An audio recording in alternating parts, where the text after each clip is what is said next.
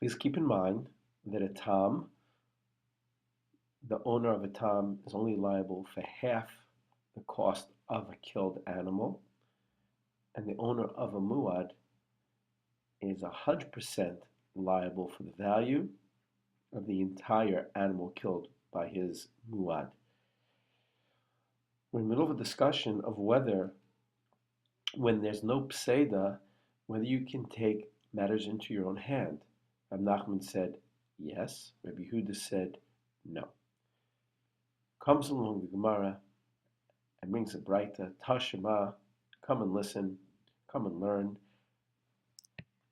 Shor שעולה al gabe chavero lahargo. A person's ox goes on top of his friend's ox to kill it. Uba bal hatachton, and the owner of the animal that is underneath, shamat et shalo, pulls out his ox, the nafal elyon, and the one on top falls, the mace, and dies. Patur, the bal hatachton, is patur for paying for the animal that just died. My lav, or therefore we must be talking about bemuad, that this animal that came to kill his friend's animal is a muad, the leka pseda, and there wouldn't be any pseda. Now, why wouldn't there be any pseda? Because if the animal is a muad and he kills your animal, you're going to get the full value. So there's no pseda. And we see in this case, the man got involved, tried to save his animal, and in the meantime, killed the other man's animal, killed the muad. And we see that he's patur.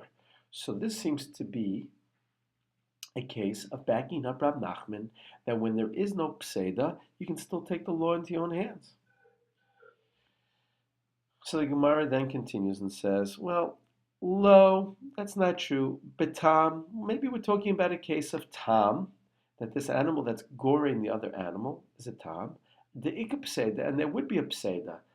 Why would the person get involved? Well, he's only going to get half the value of his animal if it's a tam. And therefore, it must be talking about a case of a tam. In that case, it doesn't seem to bring any proof to anybody, because both Rab Nachman and Rabbi Yehuda agree that when there's a loss, you may take the law into your own hands. Then the Braita continues. Then the Gemara continues. Well, ihachi, if that's the case, that it's a tam we're talking about, ema seifa. Well, let's look what is stated in the seifa.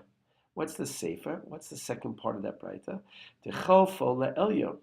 This time, the man pushed off the animal that was attacking, the elyon, the one that was on top. The mace, and it died, and the Braita says chayav. The man is chayav for killing that man's animal. V'i b'tam, and if it's a case of a tam, amai chayiv. Why is he chayiv? The guy was trying to save his own animal. He shouldn't be liable while he's saving his own animal that the other animal, the tam, died. The man wants to protect his investment. And the Gemara says, well, you know what? You know why he's chayev? Shahayalo l'shamto v'lo l'shamto. The man is chayev. You know why? Because he should have focused on pulling out his own animal, v'lo shamto, but not his friend's animal. And the reason he's chayev is because he shouldn't be touching his friend's animal. He should just look to protect his own animal. And therefore, that's why he's chayev. It has nothing to do with the animal that's attacking is a tam or a muad. It has simply to do with the baal hatachton, that he should have just taken his animal out. He should have presence of mind and not touched the other man's animal. Therefore, this Braita is not conclusive by either proving or disproving Rabbi Yehuda or Rab Nachman. It doesn't come for a proof for Rab Nachman. It doesn't come for a disproof for Rabbi Yehuda. And the only reason the person is chayev in this case is because he should have had more presence of mind how he was handling the situation. So this Braita really just comes to teach us that we tested an assumption and this assumption doesn't really help us in our Gemara. So we're going to continue on later.